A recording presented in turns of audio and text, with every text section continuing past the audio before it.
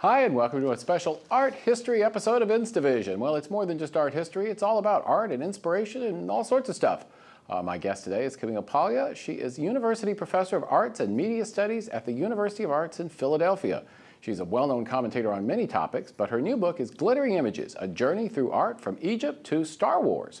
Well, you know, artists actually, I think, used to be respected in America, and now not so much. Many Americans, in fact, as you know, regard contemporary art as something of a scam. Why is that? Well, the fine arts have always had trouble, Glenn, getting established here in the U.S. We're a practical nation, and often in the 19th century, art was associated with the women, and the men were men of action. So then it was really in the 20th century that art from America moved into the forefront with Jackson Pollock and et cetera. But in my analysis, as a career art teacher, mainstream Americans still have not accepted abstraction. They still kind of regard it as a fraud or a hoax. So Hollywood movies and TV programs of the 1950s were full of these portraits of the abstract artist as a weirdo, a psychotic who was the criminal discovered who had committed a murder by the end of the episode.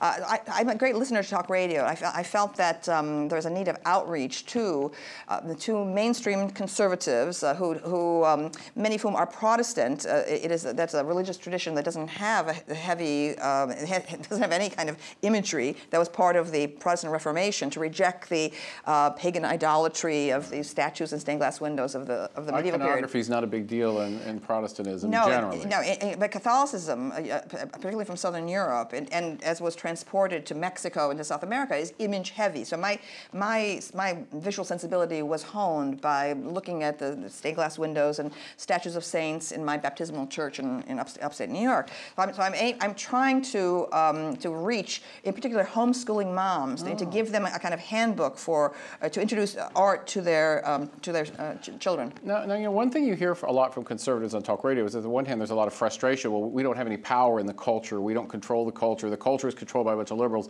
Right. And I guess that sort of becomes self-reinforcing. If you also say, and we don't do art because that's not for us, that's for con men or something. Well, I'm extremely upset by the endless series of sacrilegious art from the 1980s and 1990s that I think poisoned the atmosphere about art in the United States. Piss Christ and things like that. Piss Christ by Andre Serrano, a plastic crucifix submerged in a beaker of the artist's urine, was a third or fourth rate level work. It does not deserve its fame. In the art world's knee-jerk need to defend these stupid, gimmicky stunt artworks, right, has made a situation very difficult for the arts to flourish and be supported in the United States. Now, I want there to be an increase in arts funding, not the threat of extinction of the National Endowment for the Arts. But I agree. Okay, I'm a registered Democrat. Again, coming from the liberal context of art schools, I agree with conservatives that there is a monolithic orthodoxy that dictates in the art world that I feel is not in the best interest of art, okay? Because this is why art is so sterile right now. There's nothing happening. Art is flatlining precisely because it's so insular. It's an echo chamber where there's like too much inflation of mediocrity. Okay? And what we need is two things. I'm aiming this book at conservatives to make them reconsider the history of art, to give them an entree in the history of art in a very concise way. But I'm also aiming the book at liberals who are now trapped in their own form of cliched thinking, which is this secular humanism, this constant sneering at religion. I'm an atheist, all right, but I respect all world religions, and what I'm arguing in this book is that liberals have to wake up. Art is spiritual. Art it uses materials, physical materials, but it's a spiritual quest. And the artistic mission has a spiritual goal, but nothing in the ideology and the language of current academe, from Berkeley to Harvard, permits anyone to say that. It's regarded as reactionary, simplistic, naive, and instead we have these cynical forms, post-structuralism and postmodernism, sneer, sneer, sneer, sneer. Right? This is why students are emerging from our best schools mal-educated. Well, you know, it's interesting. There's a term that James Toronto has been trying to popularize over at the Wall Street Journal. It's oikophobia, which is sort of the fear and hatred of one's own kind, in essence. And I think a lot of the academic establishment in general, but perhaps particularly the arts establishment, has this, that the only way to be an authentic artist is, in fact, to produce things that the majority of Americans will hate. Yes. Okay. So what I'm saying in this book, and in the polemical introduction, for most of the book I'm invisible. It's only the artworks come forward. I'm saying that that era of shock, okay, of avant-garde art is over. It was killed by my hero, Andy Warhol, from the moment he absorbed the Campbell's soup cans, you know, from the world of capitalist commodification, as they would call it in academia. And probably the last avant-garde, truly avant-garde works that I can see would be the photographs of Robert Mapplethorpe from the late 1970s of the homosexual sadomasochistic underground in New York. That was it.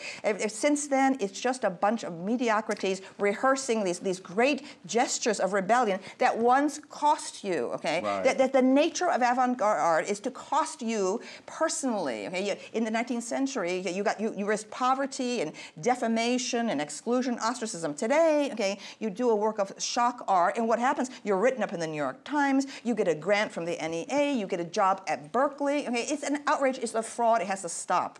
Well, at a very different level of the art world, one of the first things that gets cut when you have budget cuts is art education. Yes. And is some of that actually blowback from the kind of things that's going on at the higher level of the art world? This is what I'm saying. Okay, I'm saying that in the introduction to this book, I'm saying American school children losing their art programs.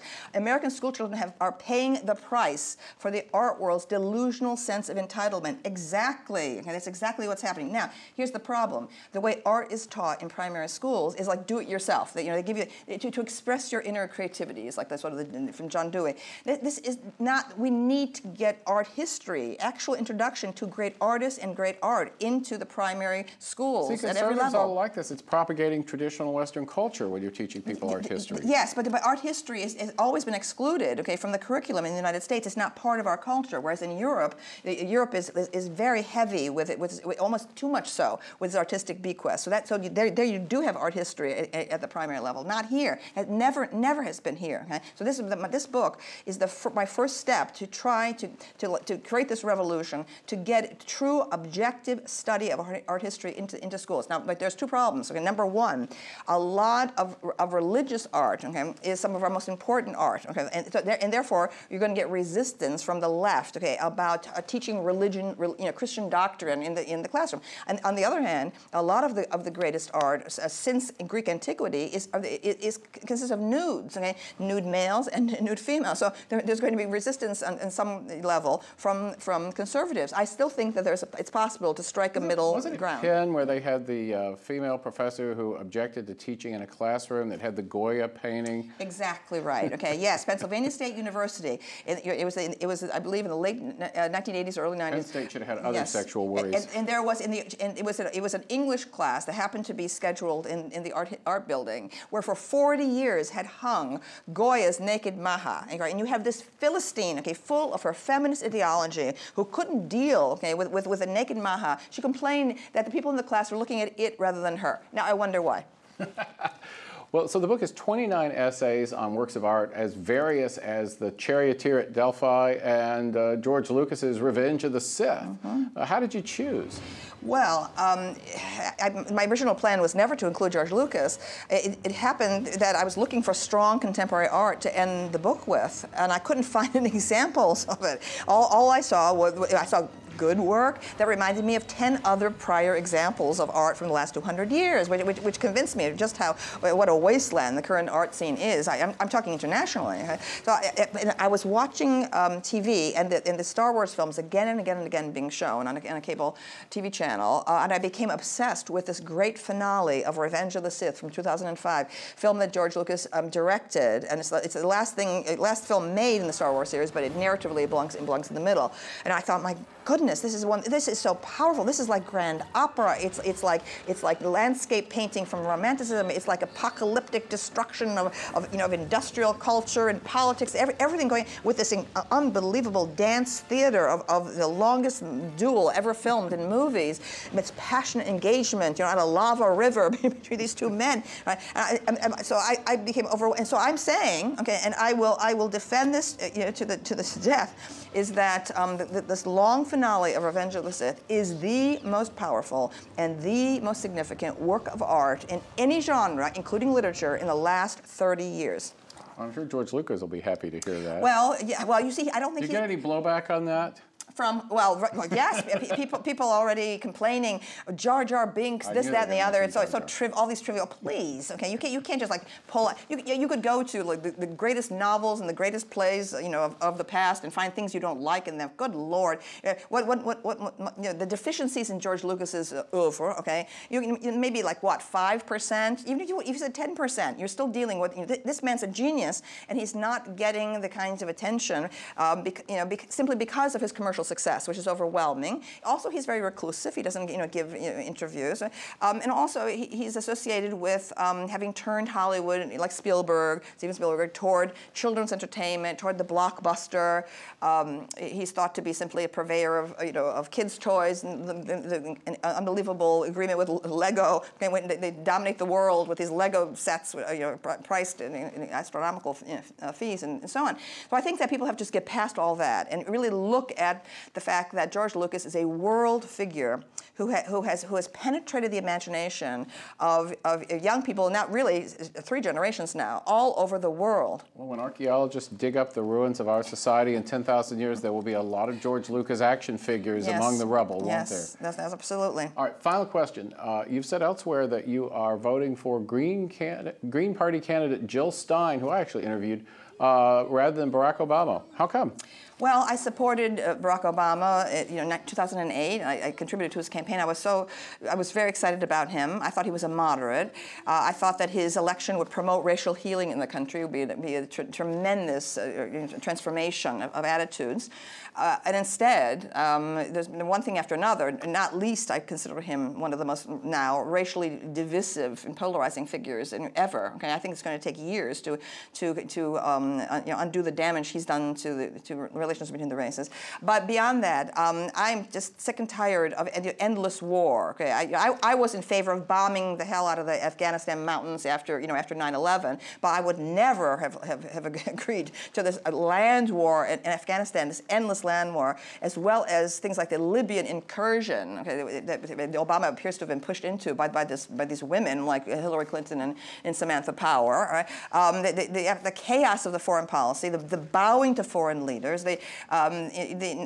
also the Obamacare. Of course, we need health care reform in this country. What a mess! Everyone agrees about that. But the Obamacare is, to me, a Stalinist intrusion, okay, into American culture. The creation of this culture of surveillance from these bureaucracies, which was also carried over into Obama's endorsement of drones on the military level, as well as for police, control of the population. I mean, I don't understand how any fellow veteran of the 1960s who's a Democrat could not see the dangers here. Okay, that Obama is a statist. It's exactly what Bob Dylan was warning about in Subterranean Homesick Blues. Okay, all right, we don't want government agencies being empowered to intrude into people's lives like this. I mean, the controlling force in Obamacare is the IRS. Okay, and this flies in the face of what the free speech movement was about at Berkeley, or about any of the values I feel of my generation. So